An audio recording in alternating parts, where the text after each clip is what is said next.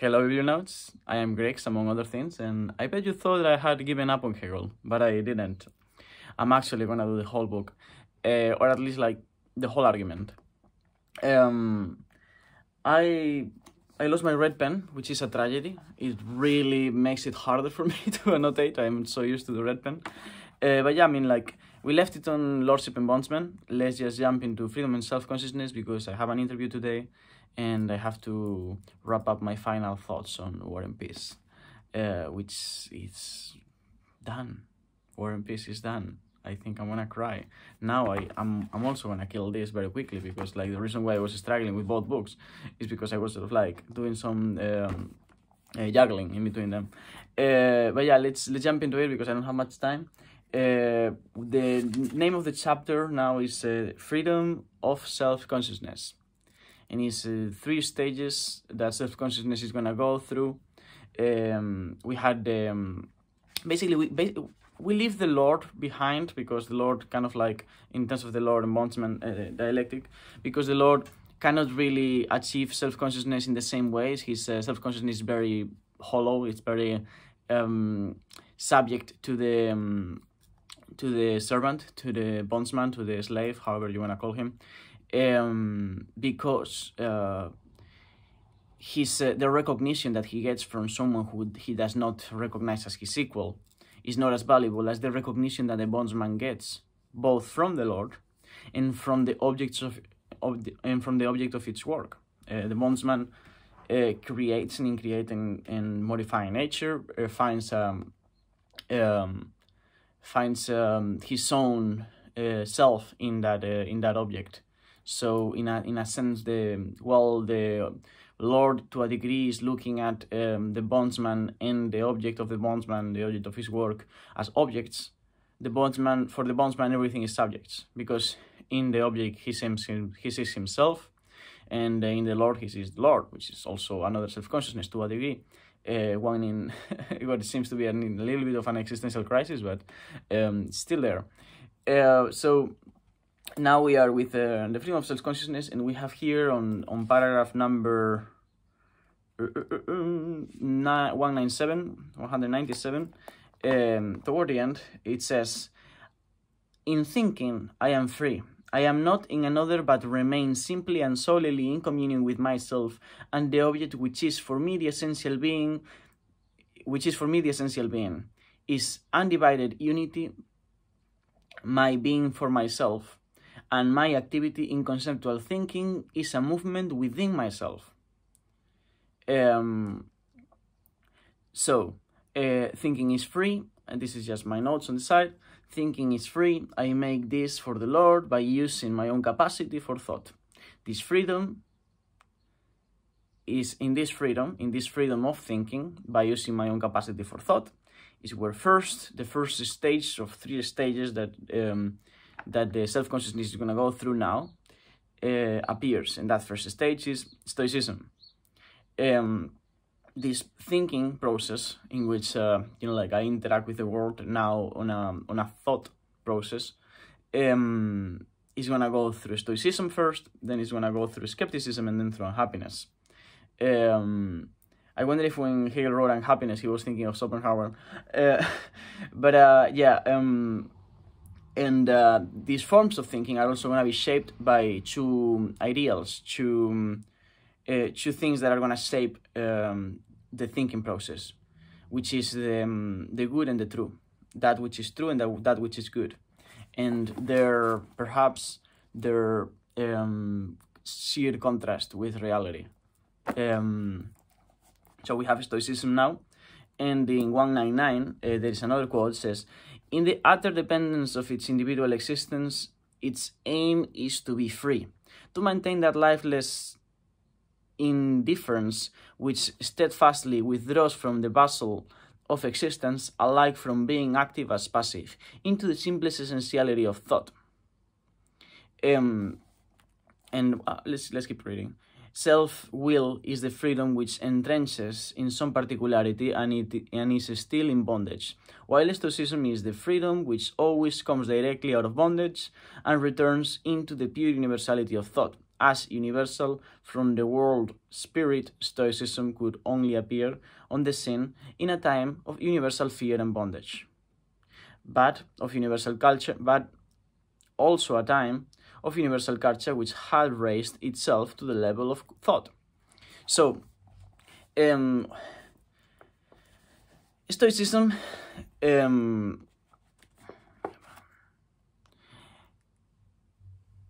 Stoicism is like thinking about the principles that guide its own thought. But that freedom that is given, as we're going to see, is going to be a hollow freedom, because it's only thinking in terms of principles of thought. It's not really grounded. It withdraws from the empirical, you could say. Lastly, the Stoic freedom is basically only a partial freedom, because it's a freedom of the mind, not of the body and mind, that duality, that unhappiness is going to sort of like embody more with its more Christian counterpart, or personalization. Here we have freedom in the next paragraph. We have freedom is thought. Freedom in thought has only pure thought as its truth, a truth lacking the fullness of life. This is kind of like the alien element of the Stoic mind that we can see further down on the same paragraph when it talks about the determinants of the notion. Freedom in thought has only the pure thought as its truth, a truth lacking the fullness of life. We have this, it's separated from the real world. It's a truth that it's disconnected. That disconnection is the freedom that the Stoic finds, but it's also the incompletion, is the thing that doesn't make it fully realized into actual freedom. And that is what makes us arrive at skepticism, the next stage. In skepticism is basically the realization of the contentlessness, or the contentless, the emptiness of Stoic thinking, because Stoic thinking is disconnected from reality. It's like, don't worry about the real world, like everything is here. Does not let you properly interact with that world that is supposed to be confirming your consciousness, is supposed to be confirming that recognition, is supposed to be giving you the certainty that you so crave. So in 202 we have skepticism is the realization of that which Stoicism was only the notion, and is the actual experience of what the freedom of thought is. Further down, in skepticism, now the holy and essential and non-independent character of this other becomes explicit for consciousness. The abstract thought becomes the concrete thinking which annihilates the being of the world in all its manifold determinateness.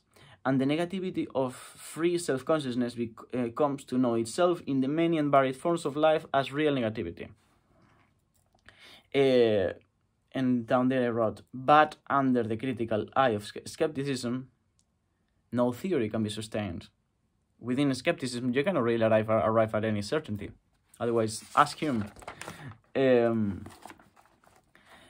Which brings us to the next page, and now this is paragraph 204. What skepticism causes to vanish is not only objective reality as such, but its own relationship to it, in which the other is held to be objective and is established as such, period. Further down, through this self-consciousness negation, it procures for its own self-certainty of its freedom, generates the experience of that freedom, and thereby raises to its truth. On the contrary, further down, consciousness itself is the absolute dialectical unrest. So let's first read the notes.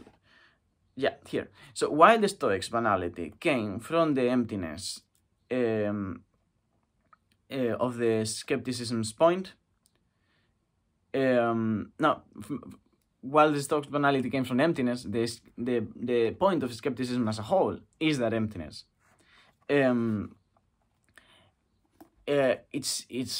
Skepticism does not ignore that irony. It makes it its object, basically. But the reason why this is dialectical unrest is because it is merely a constant negation of certainties with no actual object. Other forms of skepticism hope to arrive, or Stoicism for that matter, hope to arrive at something called ataraxia. This form of skepticism is just pure negation. It's a negation of certainties. How are you going to arrive at a certainty in that way? Well, you do arrive at something like a certainty. You arrive to a paradox. And the paradox is that, as it says in paragraph... oh wow, this is a long paragraph. It's still 204.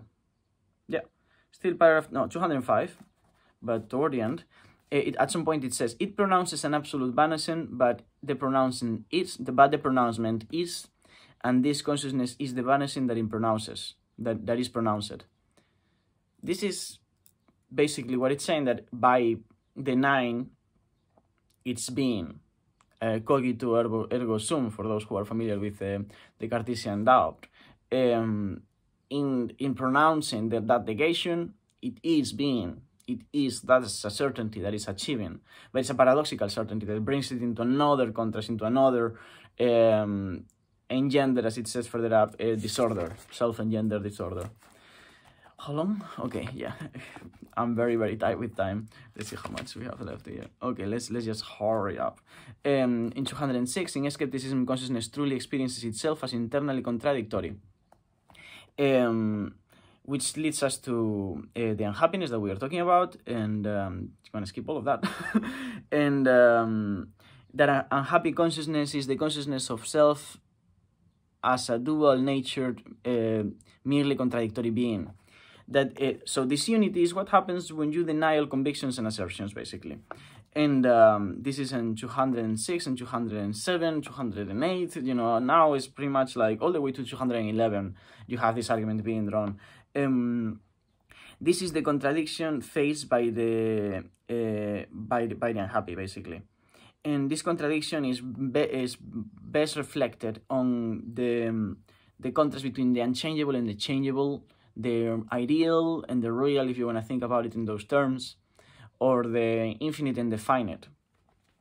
The unescapable contraposition. The ideal is identified as which lacks reality. That's why it's called ideal. The real is that which is not ideal, basically. And the product of the unhappiness is the impossibility to marry the two, to link them. Only a God could link these two together, right? But this is not a Bible, and self-consciousness is not going to be able to rely on a God, on a higher entity, in order to perceive that intelligibility of nature, because this is not mysticism. It might be biased or misguided in its premises, but this is clearly not mysticism, because the terrible aspect of the conclusions that are arrived at here are precisely because self-consciousness cannot rely on any mystical entity or anything like that. It cannot delegate that union between the finite and the infinite. Although it's important to know that because of the premises at the beginning of the book about how the plant precedes the flower and all its parts, the infinite precedes the finite. So the infinite does not really require a justification. It contains everything within it. So that's a way in which Hegel can continue to argue for the changeable and the unchangeable being together. But I don't know, I'm rambling right now. Yeah. Okay, gotcha. Rely. Yeah. 2013 paragraph is where we want to have that a bit more clearly exposed. When it says its efforts from now on are directed rather to setting aside its relation with the pure formless unchangeable and to coming into relation only with the unchangeable in its embodied or incarnate form. But nothing can be achieved through that because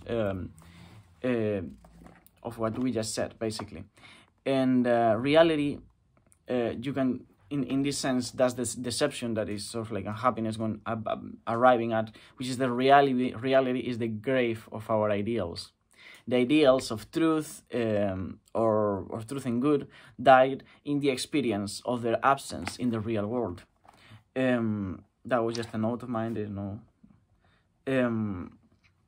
Yeah, and then in 218, there's another quote, although the whole paragraph really is saying that consciousness merely finds itself desiring and working. It is not aware that to find itself active in this way implies that it is in fact certain of itself, and that its feeling of the alien existence of this self-feeling, and that its feeling of the alien existence of this self-feeling.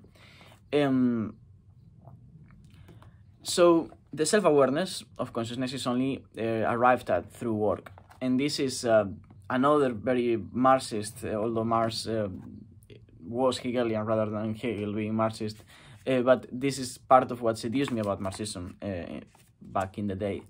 The fundamental role for consciousness existence of work as that which allows not only to create the product of your work, but yourself through that action.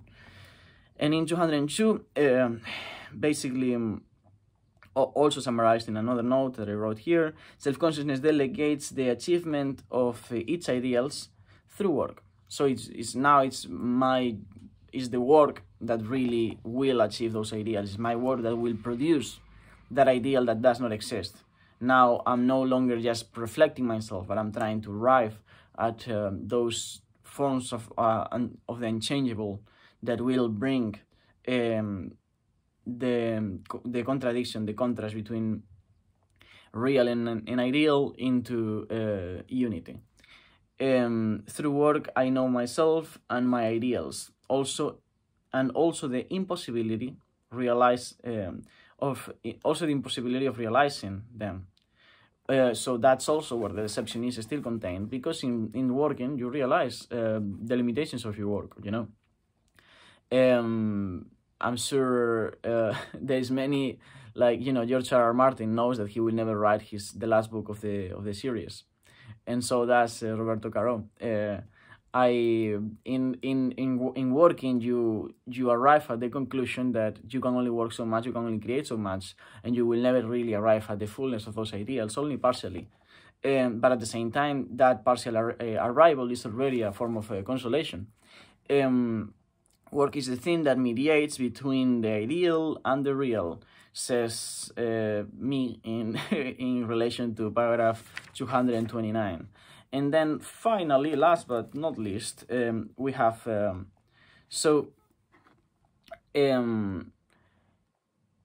as we said before, yeah, totality is ready from the beginning. Consciousness doesn't know what it is searching for, but it doesn't know that what it is searching for is precisely itself. It is its own object. And in relation to this, in the very last sentence or two sentences of the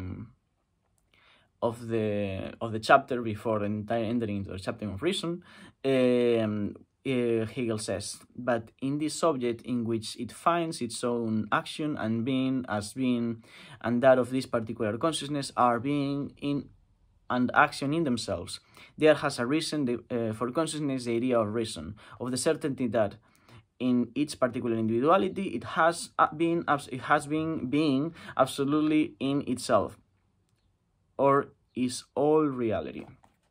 Thus, self-consciousness, having exhausted the perspective of the subject, goes now into the only thing that it can rely on, which is reason. Because the conclusion that we arrive at the end of this chapter is basically that reason is identical with reality, which means that the world is intelligible. And this is what I wanted to arrive at. This is also like the explanation of the answer to those who see Hegel as a mystic.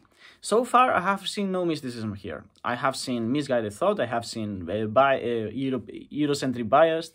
I have seen things like that, but no mysticism. because the whole point of this book is to say that nature is intelligible. That when it says that the world, the reality is manifested in reason, that reason is reality, and they're all in the same thing, there is no such a thing as the opposite of that, which is to say that reality is not magic, that reality can be explained, that through reason, every single aspect of reality can be explained, is to say that there is no mystical aspect to reality. It doesn't get much more anti-mystic than that. Is the terminology, especially when, like, if someone doesn't read this book and only looks at the terminology, hearing words like spirit or notion, sounds like someone is trying to speak here about some kind of abstract entity that brings everything about. But just like Spinoza was an atheist when he said that everything is substance, and that substance was pretty much reason, here we have another form of atheism, in my opinion, another form of not scientificism, because the intelligibility of nature is not given to science, but it's definitely intelligible. It's intelligible through reason, and that's why the next stage is going to be a reason, in which we'll see in which way self-consciousness through reason perhaps arrives to a certain kind of certainty or recognition or form of knowing that will allow it to know itself or know the world. I don't know, I'm reading this as I go with you, and I don't have much memory of my previous readings of this. So yeah, I hope I managed to elucidate part of this book for you so far. I don't know in which installment we are of this read-along, but it's probably close to number 10 now. I make playlists of every single thematic series of videos that I make, so if you go into my playlists, you will be able to start from the beginning if this is not your first stage. If this is your first stage. So yeah, I mean, that's all. I'll see you on the other side. Thank you, BookTube.